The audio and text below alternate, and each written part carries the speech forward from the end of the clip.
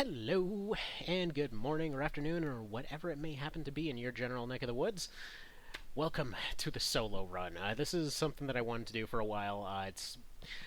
Interestingly enough, it's one of those things that came up when playing through Maintenance Store for the first time. I was like, you know what? There's a lot of really similar mechanics, and I kind of wonder if the original game can be done solo.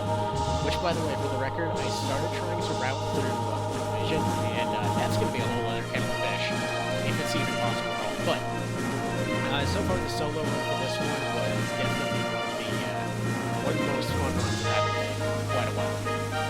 So to start off with the card, what I'm trying to do here is just building the characters specifically for Vince. They're just there to get more help and more loot. Everything else is kind of secondary, essentially skills, damage, all that kind of thing. Kind of just throw damage to the point that it's absolutely ridiculous. So I wasn't terribly concerned about that, but being able to take those couple extra hits early on will matter a hell of a lot. So you get a lot of good returns out from Vin and HP this early part of the game here. So you may notice the soundtrack is a little bit off. Now, the thing is, well, Squeenix always ends up sending a angry message every time that the original game's music is used for certain parts of the game. So we're going to be going for a different soundtrack for each chapter of this whole thing.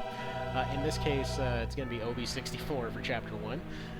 But yeah, this first part will be a lot more chopped up than the rest of them. It's going to be...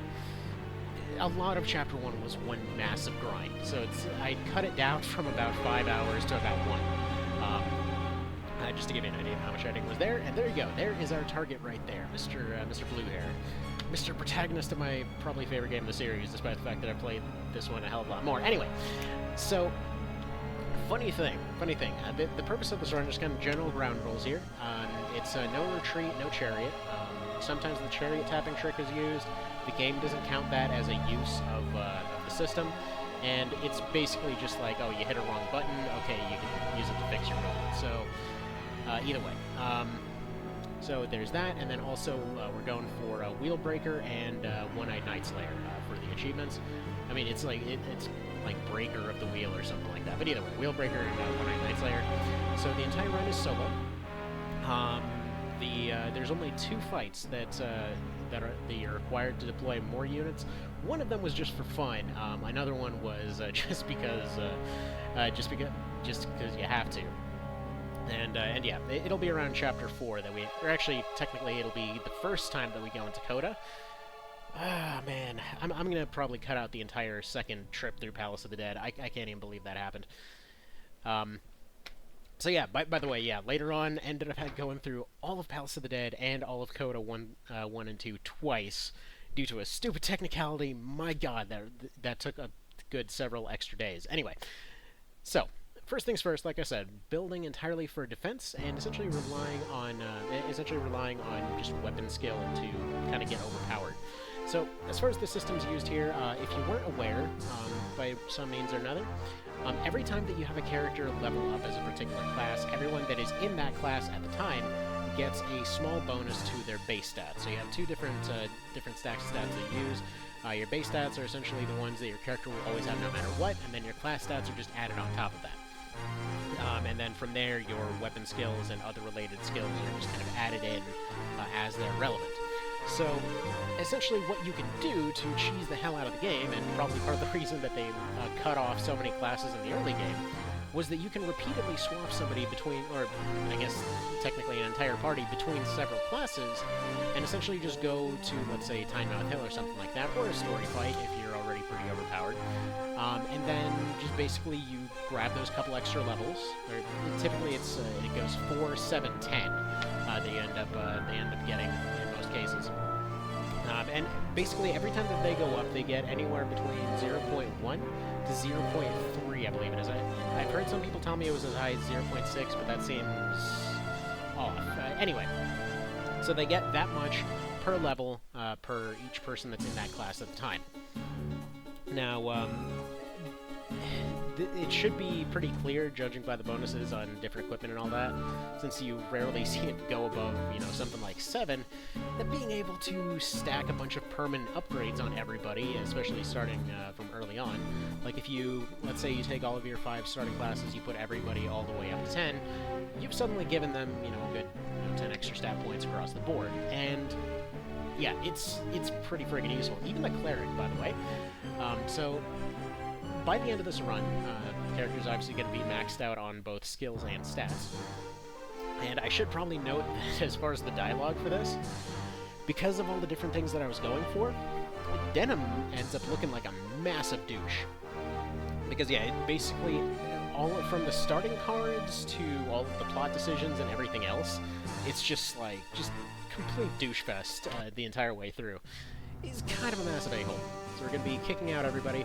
I will say there was one thing that I meant to do, and I had routed out to do, and then just kind of completely forgot, because I always forget, which is that I had meant to actually go through the entire extra process of recruiting Ravenous and then just immediately firing her just to see what would happen.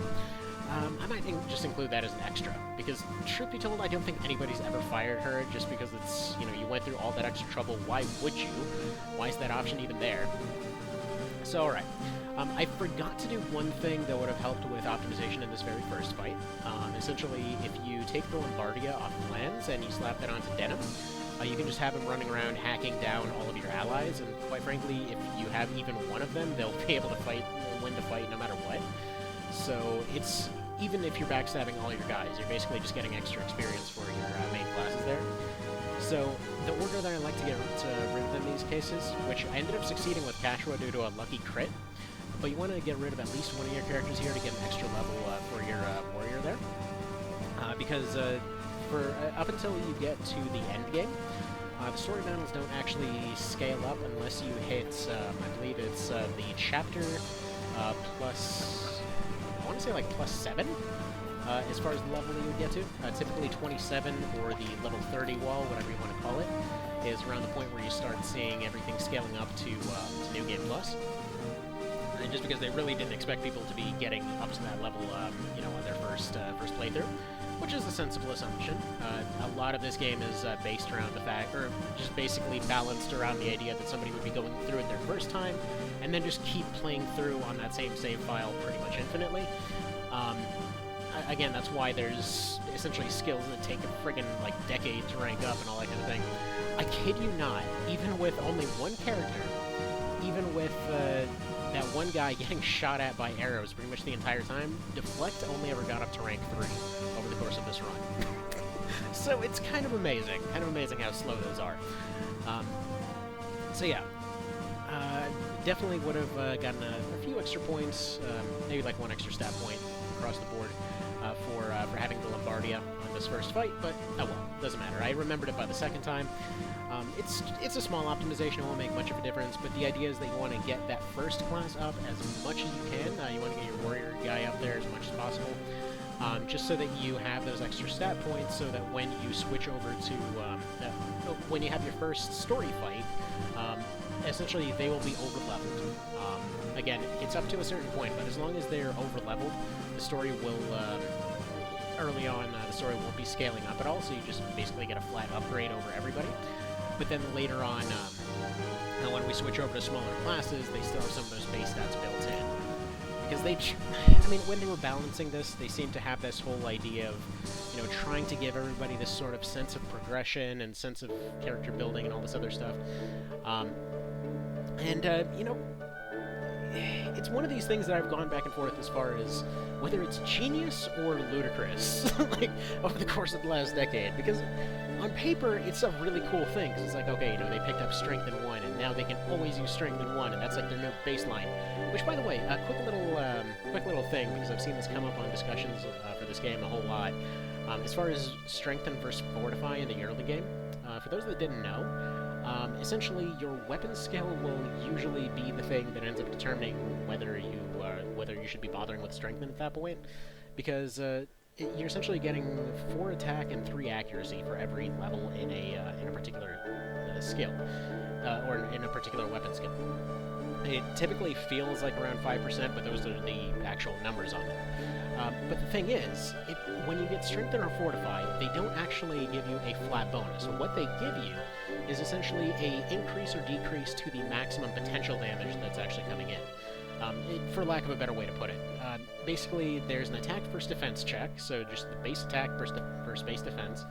At which point everything that's left over is scaled up based off of like racial skills, weapon skills, all that kind of thing. Well, actually, weapon skills determine part of that initial attack, so it would be more things like augments, weapon bonus damage, all that kind of thing. So early game weapons won't matter very much because you're getting about, give or take, 4 or 5% extra damage from your actual weapon if you manage to get through. And then later on, like end game bows, for example, are getting like friggin', I think it's like 37% extra damage just off the bat. Not to mention they're getting extra off their respective augments, plus they're getting their racial skills, plus they have a hidden extra scaling on dex apparently. And yeah, there's a reason why bows just end up flying so far and beyond with damage it's not even funny. Now, I should note, for the purposes of this run, I didn't end up using bows and crossbows. I just thought it would be a little bit too easy. You always see bows and crossbows. I hate seeing them on these runs, because it's boring. Like, it's weird because any game that has a bow, I typically end up using it, but it's just so boring when every single run just like, slap a longbow on everybody, and then they, shoot everything down before they even get close. And, the weird thing is, it's not necessarily as broken in a solo run, because while, yes, you can basically power through the story like an absolute champ, you'd essentially be forced to go downgrade to a short bow over the course of the rest of the game, because there's a lot of cases where you end up completely surrounded. You can't really get around everywhere. I mean, ultimately, I ended up going with a teleporting spear build by the end of the game. As weird as that sounds, I know spears are basically D tier in this game, but just trust me, it makes sense at the time. So early on, I was going for daggers here. So for this first fight, what I'm setting up is basically a situation where all of the allies will get taken out here. So Kashua, I believe, is already gone, yeah? Yeah, so she's already gone. These two are just going to go and try to do whatever. I can't really go in and attack them because then I would just get swarmed and, that's about it. So I basically just laid back. I figured for AIs, I'm just going to let them go do their thing. So there goes Vice. And yes, this does mean, for that one guy that keeps pointing out every time I let Canopus die and run, yes, press F for Canopus. He's gone again. Yeah, normally he can just solo this fight, but he takes a few unlucky crits. He needs very little help to actually pull off this fight. I've literally seen cases where he just turned around and sniped the leader, and that was the end of the fight. Just because his weapon skills are, well, they're rank 2 at this point, which is already a massive bonus over everybody else, meaning he's always getting bonus damage, he's always hitting his shots, and he also gets his finishers. So, going into this fight, my original goal was, okay, I'm technically over level. These guys are 1, I'm 3. This is more of a stat bonus than you'd probably think at this point, because the early game stat bonuses matter a hell of a lot more than the late game ones. But yeah, so my original intent was to go through and essentially just keep silencing the wizard guy and re-healing him and all that kind of thing. As you may notice, I picked up daggers and field out 1 for the purposes of having a reliable heal throughout all of this. Basically, men plus 2s are 75, so that's going to be like a 50% heal at this point. And yeah, pretty decent. Actually, arguably a bit overpowered because that basically nullifies the use for healers almost right away. I will know one thing though, as far as healers go, one thing that you notice, especially in this, that often gets missed, is that the clerics are actually crazy fast, and that's on account of the fact that most of their equipment is really lightweight. But yeah, a lot of the time they can just sit there heal tanking and all that kind of thing. So they're not exactly even though I personally have said several times that they're probably the worst class, they're weird. They're not like absolute garbage or anything. It's just everybody else can do what they do better to some degree. It's just like for healing, Mother's Blessing is supposed to be their big thing. Like, oh, here's these renewable heal abilities. Can do a big AoE heal and can essentially give a 5-tile area this 100 heal here. Which, okay, all well and good, except for the fact that items can do, up to 75 in Chapter 1. By the end of the game, they can just do full heals, which, by that point, that 100 heal just completely doesn't matter. Even once you get the best healing abilities, you're still barely doing above 100. So even basic salves are doing more than that in a lot of cases. So they end up dropping off pretty friggin' sharpish. But yeah, The one nice thing, though, about training everybody in your group as a cleric, even if nothing else, is just mind bonuses. Now, despite the fact that it's not a terribly sexy stat, it's useful for a lot of things, actually. Like, if you're going for a character they like, especially for a solo build here, it ends up being really useful just because they're getting extra attack and accuracy out of it, as well as getting extra defense. So it's kind of a hybrid stat. It just basically stacks with resistance for their actual ability to defend against magic stuff and all that kind of thing. And if you didn't know, there's actually a lot of different ways that those can be dodged. Like, for example, your basic dodge skill matters more than your resistance or mind, for example, when dodging magic stuff. Although, in the case of monster units, apparently it also counts agility for some reason. Who knows?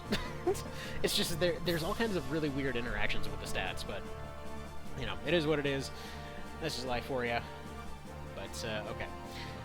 So, kept trying to figure out how to turn this first Orba fight here into an infinite knife training simulator, and it just wasn't happening. No matter what, I wasn't getting good odds on actually silencing him, wasn't really getting good odds on damaging him or anything like that. Basically, any time that you have a weapon used in any way, so for example, what I wanted to set up here was to silence him so that he would attack with his stick, and if you, essentially if he's sitting there blocking, it'll end up increasing his dagger skill very slightly every time that he blocks. So you end up getting weapon skills going up really, really fast in a solo run. Well, comparatively anyway. It still takes absolutely friggin' ages. But yeah, it just goes up and up and up and up. So yeah, the end, after all was said and done here, I just decided, screw it. Just went ahead and ended the fight. Figured I'd take whatever gains were already gotten and move on to the next part here. So yeah, I just wanted to show this bit right here, the 5 perish during procession thing, because this is a nice little detail that ends up getting erased later on in the story, but the plan that they had at the very start to attack the Dark Knights, somebody else actually attacked the correct ones, and they all frickin' died. So I like that they have that little detail that, like, yeah, even if this had gone completely according to plan, y'all would not be around anymore. Alright. So at this point, we pick up what is probably my favorite early game knife here. So you get the battle knife. Now, despite the fact that I picked up a Behelta here, realistically, sticking with the buckler would have been just fine. As far as shields go, you get a small bit of defense off them, more than actual block chance. But yeah, even if you block with a shield, it still counts for weapon skill. So I went for daggers early on, because their finishers are really good in the early game, and they also get some pretty nonsense scaling for their actual damage and all that kind of thing. So I like to call this the Roman build, essentially, since the daggers more or less become short swords by the end of the game. But basically, daggers get unusually good scaling. So the more decks you have, the better they do, and they end up, I think it was something like 0.2% better than other weapons, which doesn't seem like much, except that everything ramps up pretty ridiculously by the end game. Anyhow, so yeah, daggers have a pretty easy time getting past defenses for whatever friggin' reason, and yeah, they're pretty dang strong. Same thing goes for bows, pretty much in all parts of the game. Now, the mistake that I made here for this very first fight was that I went in at 7. See, the thing is, when you get your extra stats and all that kind of thing, you really don't want to be attacking groups that have better equipment than you do. And there's several upgrade tiers in the early game, basically anywhere from 2 to 4, depending on what's going on there. But the big thing that matters here is that the archers have great bows. And the thing with the great bows is, well, they're a massive upgrade over the short bows. So what ends up starting as an attempt to have an infinite knife training situation results in getting constantly barraged by this high damage off this archer. And unfortunately, because of how long this ends up taking, well, they end up getting their finishers before the actual end of this. And this is the first bow. Like, there's no way they didn't know. The bow is doing 14, it does 28 on a finisher. The knife does 19. Meanwhile, all these other guys are doing, like, about 10. So it gives you a decent idea over how well that'll end up scaling up later on. This guy, I believe, was running claws, if I remember correctly. He's going for a 24 there. But yeah, this fight took forever. Like, legit forever. This is probably the one part that ended up taking longer than anything else. I left in most of it just to kind of show you what it consisted of, because it may be hard to appreciate just how long of a grind this beginning part was. I didn't really set it up as optimally as I could have. Like, the best approach would have probably been to just get those extra stats on the warrior from that first fight. Then typically you want to run a few extra fights as an overleveled character, and then after basically curb stomping Chapter 1 with all your overleveled stats, that's when you go back and you go for other classes. Instead, I decided to go straight for trying to become really good with knives. Yeah.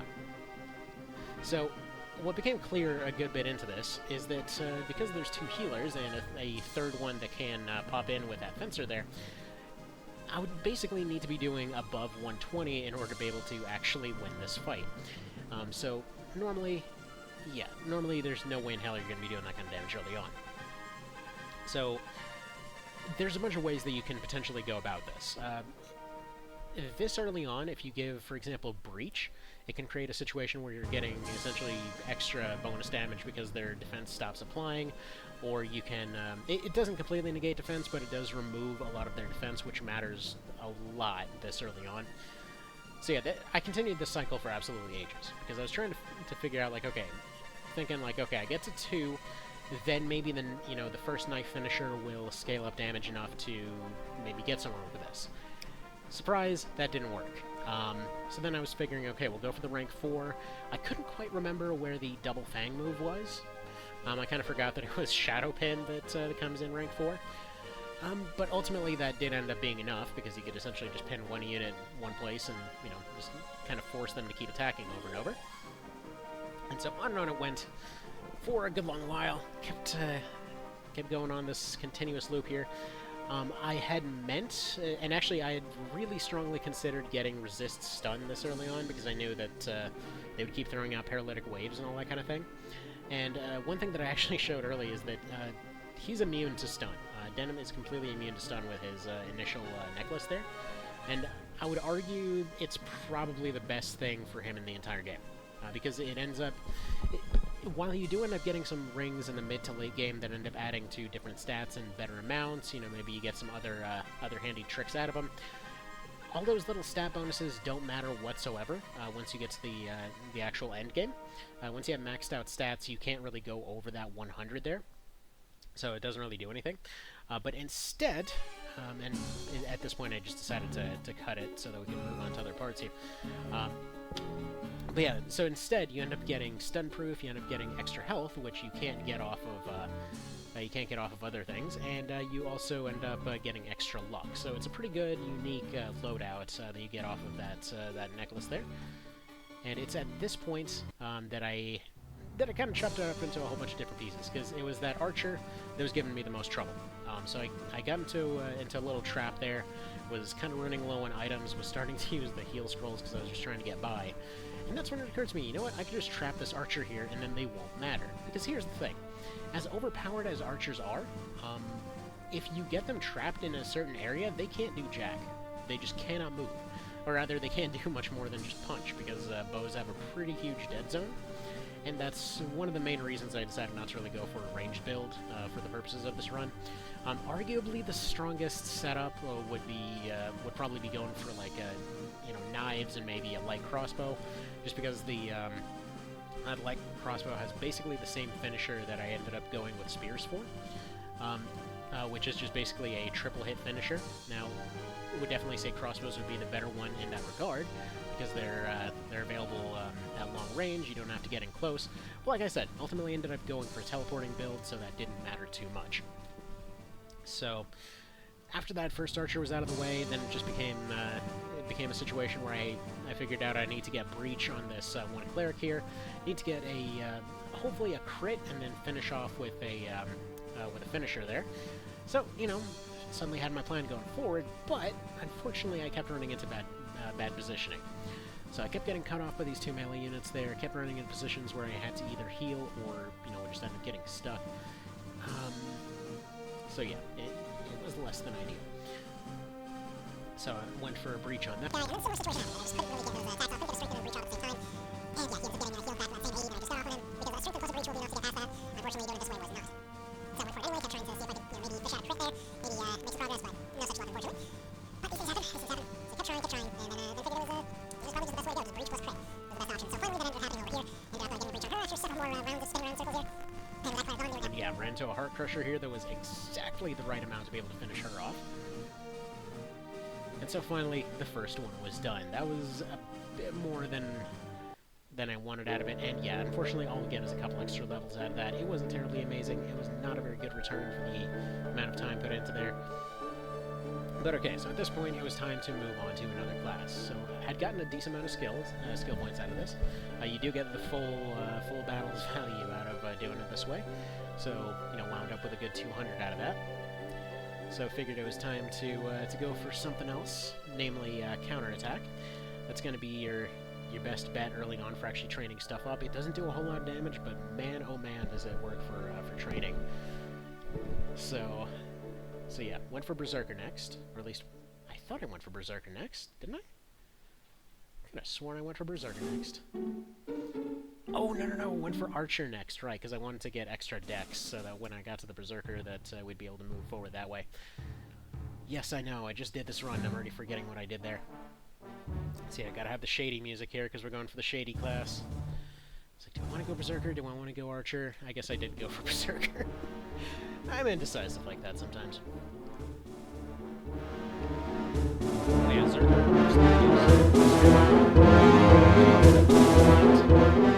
And then with Archer, you get mostly Dex, and I believe some Agility in there as well.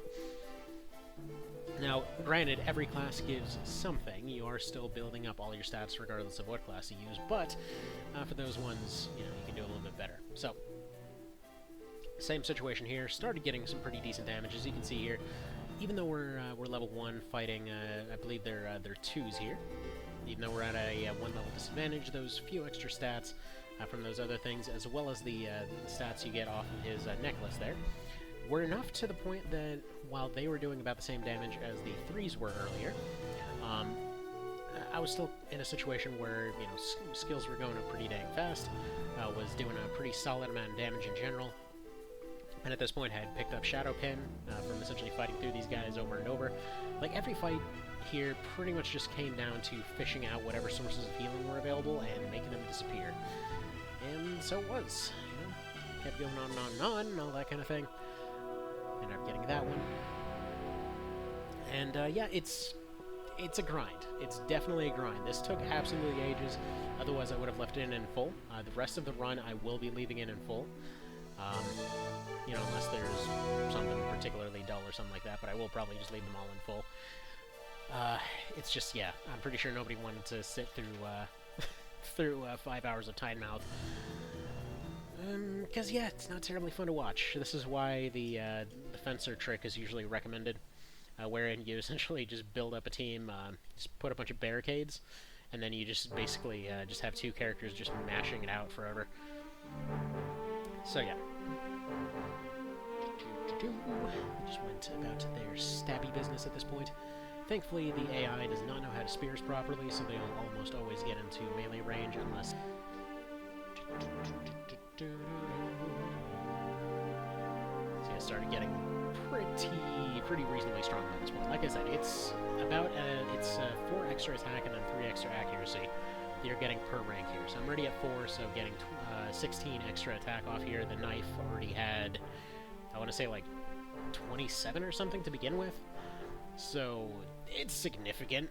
It's more than a little bit useful. So I figured I'd get a few extra procs here. A few extra little training ticks by just letting him do his thing. So they're just sitting there blocking. And by the way, if you're just doing a casual run and you want to train up weapon skills particularly fast, the best way to do it is you just get 2 characters that use the same weapon and you just have them sit in the back and then just swing at each other over and over.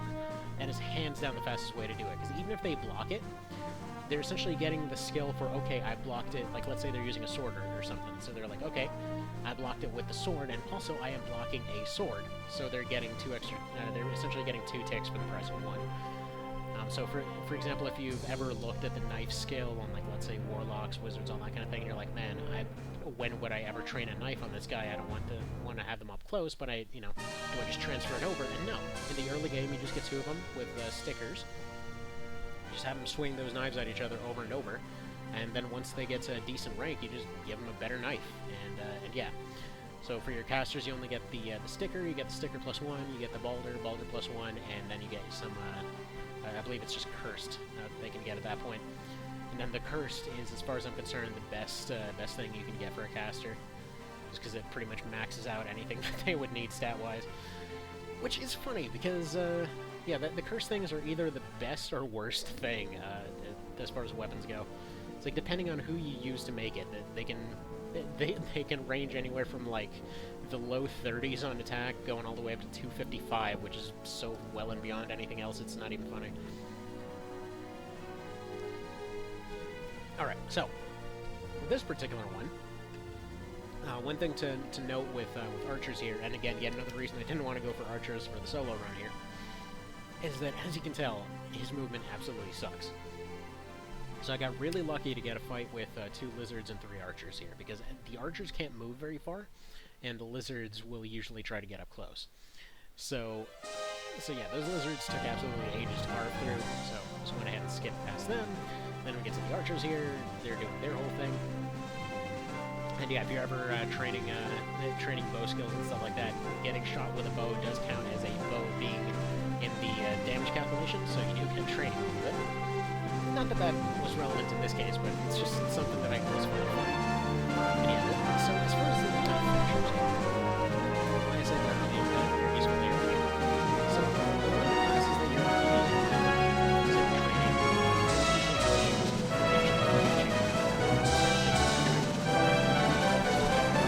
is running away like Niven. Let's say with these archers here, they're usually trying to back up to range the entire time.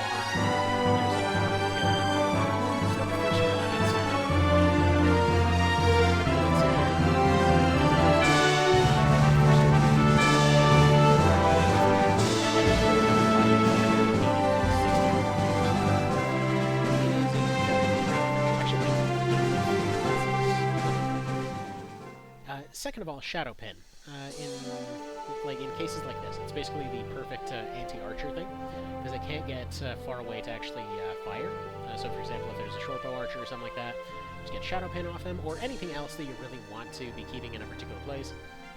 Just get that off on them. Usually it ends up binding. Sometimes it misses, but yeah, pretty dang useful. But it's the third one that really changes the game as far as knives go. It's not terribly good later on. It's essentially just a double hit.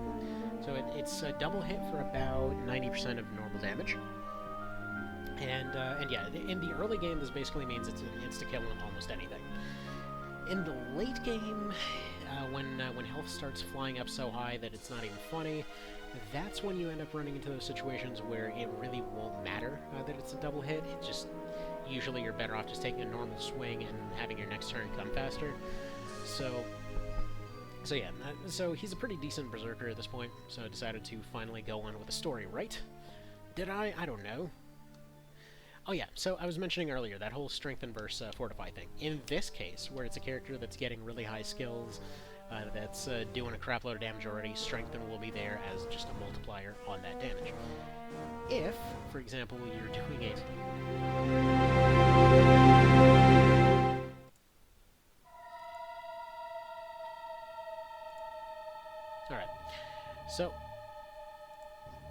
Alright, so next we go in for Chrysero here. This is one that I wanted to get a few extra levels on, just because if you end up getting completely bogged down by those skeletons, there's really, if you can't take them out in 1 or 2 hits, then you're gonna have a little bit of a bad time. And another thing is I wanted to get a few extra stats because all of the casters will be focusing on one character, meaning that character better be pretty freaking resistant if they're gonna be taking all those hits. So we're already over-leveled. But yeah, with the guests out of the way, and Mr. Donalto, for once not being taken out by me personally, decided to finally move up in the fight here. Now, all the regular humanoid enemies here are not really much of an issue. Just basically go, you know, cut them a couple times, and that's the end of that. Actually, some of them can be one-shot with a knife at this point. Again, it's just that extra bonus damage that they end up getting constantly. So he's pretty much got perfect evasion now. So perfect evasion is just basically once you hit the evade cap, so that would be 25% from the front, 40% from the side, 55% from the back. I decided to collect some of these bags here because money will become kind of an issue up until we get to Chapter 4, just because that's when the infinite money exploit decides to show its head. So for those who actually didn't know, you can craft orbs at a profit, even if your party skills suck. Yes, it takes absolutely ages, but I mean, it's there. Honestly, I didn't really get why as soon as he got the Codex of Gems, he isn't like, well, time to go, you know, just sit here making an orb-making business forever. So this was another one of those times where I really should have just gone ahead and ended the fight. Instead, I decided, you know, I want to get the extra loot from all these characters. I want to go and try to get knife skills up a little bit. You know, what could possibly be the problem here? After all these fights, I've actually already gotten knives up to rank 6. I've got Double Fang. I mean, you can tell he's still using counter 1, which basically means that he can be putting out up to 120 with a regular slash. On, for example, that soldier guy there. But yeah, so away we go. You know, still doing our thing here. Doing 117 on that guy. It's more than a little bit ridiculous. Like I said, knives are... If you're going for a melee option, knives are definitely probably your most busted one. 1HKs also have a similar type situation, and they also get a lot more scaling damage and all that kind of thing. But personally, I just like the mix of, you know, both speed and overpoweredness that you get from the knives. But yeah, ultimately that wasn't even the one that I ended up using all game, because again, it's kind of boring. Like, if you're going for one to break the game early on, sure. Knives will do the trick plenty good. No real need to make anything too fancy about that. But you know, if you want to make stuff interesting, you don't use knives, you don't use bows, you don't use crossbows, you don't use all that broken stuff. So that's why I ended up going for a spear. And yeah, the other day, there was a question about a weapon tier list, and it's actually something that I think I'm probably going to go make a full article on that, as well as one-for-one vision, because, you know, they are very, very subjective in a lot of cases. Like, for example, spears in a normal run, hell, there's entire forum posts just dedicated to why do they suck so bad, and the thing is, their whole kind of logic seems to be that compared with other even one-handed versions of any particular weapon type, they typically do about 90% damage, but they hit 2 tiles, and so I guess they figured it was somehow really reasonable to just, you know, make them really, really sucky for most of the game. The problem is, this also means that they have issues getting past defenses a lot of the time. So, for example, one thing that always comes to mind is that when you end up picking up Murden, like the logical choice almost always seems to be like, okay, make this guy, you know, your head spear guy. Just makes sense. You got Union, you got Murden, make them your spear dudes. And then it's like, oh, why are they doing one? They're special characters. They've been training a pretty decent amount, and they can't do anything. And so yeah, it just winds up being a kind of awkward situation there. But the thing is, the spears in this game are kind of like the magic harp. Essentially, they're pretty bad early on, but they can become one of the strongest options once you get it all the way to rank 8, as dumb as that sounds. As in, literally, you can do like 1200 damage with a single attack once you get it to rank 8. And that's actually what I ultimately ended up using them for, because Spiral Scourge is, again, one of a few moves that will do a multi-hit attack. So yeah, those would be, you've got your crossbow one, that's essentially burst fire on a crossbow. I mean, anyone that for some reason missed out on crossbows, I will say this is one that I was kind of privy to my first time through, but man, clearly crossbows were modeled after rifles or something, because it literally just looks like somebody was sitting there in the dev team like, you know, we need some finishers for this crossbow. I mean, I'm thinking like all kinds of hunting moves, like maybe we can shoot a bolus out of it, or maybe we can get some like broadheads, or it's like, no, like whips out a friggin' like assault rifle or something, like, no, this will be the crossbow. And just like, because yeah, your first one is essentially a grenade launcher attachment for your crossbow. Your second one is just a leg shot. Your third one's burst fire, and your fourth one's a flashbang. I mean, it's weird. But then again, it's not really... It's kind of funny, because whenever playing through Night of Lotus growing up, and I mean, I played a hell of a lot of that game, but one of my favorite runs that I probably did 3 times was what I just basically called the Modern Army run, which is just, you go through with only short swords and crossbows. And so you basically just have short sword and basic bow gun for about the first half of the game, and then you have your composite crossbow for the second half, and then that's it. And it's surprisingly fun. Like, yes, you're basically plinking down everything and trying to find awkward positions the whole time, but it's surprisingly fun. Now, you might be wondering why Vice is not taking any damage here, and that's largely because you can't change his class, so if you have the warrior over-leveled, he will also be over-leveled. And what I was trying to do was essentially just get rid of him so that the fight can continue, but I hit him once. The first couple of units will pretty much always decide to charge forward to wherever he is. I don't know why they always aggro to him, but it's just what they feel like doing. So there's that, and yeah, the Nimith fight is pretty freaking simple. All you gotta do is just run up and get any finisher off on him, and that's it. Just because at this point, anything remotely squishy doesn't stand a chance. Just over there using his normally OP casting abilities. Get him, why am I not even doing 5% damage here? Don't get him, people, what's going on? So it continues. There would have gone Vice.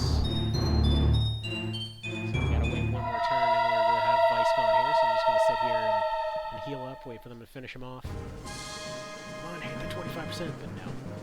By the way, interesting note on luck builds. That'll become very clear later on because some of the setups that I have kind of mess with luck in a weird way. But I have a theory that the crits actually override hit chance entirely, because I swear, by the end of the game, there was this constant situation where it was everything is either a hit or a crit. Like, regular blocks just suddenly became bizarrely unheard of. Now, I think ultimately I ended up just finishing off Nibbit here, because I was just kind of wanting to get on with the run already. So then Nibbit's gone, because nobody wants to hit Vice and finish him off for whatever reason. Alright, and at this point, it's time to just start curb-stomping the rest of Chapter 1. Thankfully, most of the big grind is over. I mean, we're just basically going to be just firing through the rest of this crap. And so yeah, you can see at this point, we're just basically one-shotting everything. I mean, hell, this poor guy, Mr. Resin the Sword Fighter that doesn't have a sword, doesn't stand a chance. And by the way, I want to apologize again for that cursor on screen, because I didn't even know that was there up until I got to Chapter 2. So next we move on to Rhyme. You know, this goes about as well as you'd normally expect. But got more important things to do than try to save Sustaina. You know, the Master of Dying herself. Like I said, Master of Dying herself. So finally gets a bolus. So I went ahead and, you know, one-shot basically everything on the map. Nothing too spectacular. Again, this is Chapter 1, so we're not expecting anything terribly challenging here. So we decide to let Mr. Lands know that we're coming for him. And then decide to go back and continue our plot, as we do. Miss Definitely Not Agrius joins. Which is funny, because they even specifically said that she was modeled after Agrius. But for some reason they decided not to give her sword skills early on. Anyhow, so we finally go for the knife and shield I'm going to be using for a good chunk of this run. Next up is Lakeport Duke. We're going to go smack around camp a little bit. Once again, I was trying to go and just kind of collect as much early loot as possible. One kind of funny thing, or actually this isn't camp, yeah, what am I saying? This is Grion. And yes, they're here in such numbers that one guy, man, can't possibly deal with one guy. So unsurprisingly, yeah, at this point we can even one-shot dudes with a friggin' rock, and yeah, proceed to do so. So there's only a couple archers left over. Turns out one guy, a bit more than they could actually handle. And despite his complaining, I don't think having any more units here would have actually helped. In fact, I'm pretty sure they could have had 50 and it still wouldn't have made a difference, because this guy is functionally immortal for this one fight. As long as he doesn't reach level 27 or so. It's actually funny how they balanced all of it. Yeah, finally just finished him off with a single hit, as he did. So next we needed kind of one of the more important skills. So looking to roll the resist here. One thing that makes me sad every time I play through this game is just the fact that resist is kind of worthless. I end up using resist stone later on, just kind of for the hell of it, but it's sad. It's sad because there was so much potential left. Like, if they didn't have the proof shields, like, really what I think they should have done balance-wise with this was they should have taken all those shields that give you, like, poison-proof, stun-proof, sleep-proof, all that kind of thing, and just made them, like, say, give you resist +2 or something, and it would have made those resist skills actually useful. But unfortunately, they went for the proof instead of the resist, so there's literally no reason to use them aside from the fact that you can only have one. Actually, no, I think you can even have multiple proof skills at once, so there's literally never a reason to bother with the resist tree at all. It sucks. It really sucks, but what can you do? I mean, it's basically like, I think it's somewhere between 5 to 10% chance to resist a particular thing based off rank, and the only time they actually end up seeing it ranked up and used much of anything is resist silence on some of the casters that you can get, but again, it makes no sense. Like, the first craftable shield you can get, the Buckler +1, gives you silence proof. Like, there's never a reason to use it. So I should point out at this point also that from here on out we're gonna have more full battle chunks. The grind, so to speak, is mostly done. It's mostly just actually action moving on forward here. Don't have to see repeated blocks and shanks and all that kind of business. Now, I'd like to hear if anyone's actually gotten some use out of their resist skills whatsoever, because I legitimately went out of my way to try to battle into this and couldn't find what they were. Like, it just didn't seem like something that would ever be useful. I was doing another vanilla run off in the background, and I made it a specific point to give everybody a resist skill just to see what happens. Nobody got rank 2 by the time they got to Coda. Like, even when I was going out of my way to hit somebody with resist stuff, like, hitting them with a paralytic wave, they didn't know what was going on. They trained so slowly that there was never a point. But I'd be curious to see if anybody ever managed to make those worthwhile. Like, I figure there's probably some scavenging that you could probably do somewhere. I should probably note, actually, for folks that are fans of One Vision here, it sounds like, as far as scavenging goes, there will be ways to get pretty much all ranked skills in some way or another as a prize for one place or another later on. Apparently that's kind of in the works, so to speak. I don't know much more than that at the moment, but, just figured it was interesting to mention while we're relevant here. Once again, distracting cursor is still on the screen to that one guy that looked at that and keeps trying to move their mouse, trying to figure out why it's not moving. I apologize. It was not meant to be there to troll you. But, it happens sometimes. Again, like, the thing was, I always select to move cursor in the recording as one of the first things, and I think what had happened is I ended up having to redo some of it because it wasn't showing up in the first place, and then I just forgot to redo that setting. And so, unfortunately, that created a cursor type situation. So again, we just continue going Frank Kruger through the swamp. Gouging out I guess it's more Jason than Kruger in this case. Except with less flying into space and getting blown up and then reassembled as a robot. I thought that was a good idea. And at this point, I was still figuring I was going to go through and, collect all the loot from everybody, but then one of the griffins just comes in and gets himself taken out immediately. So, way to go, Berta. I think that's Berta.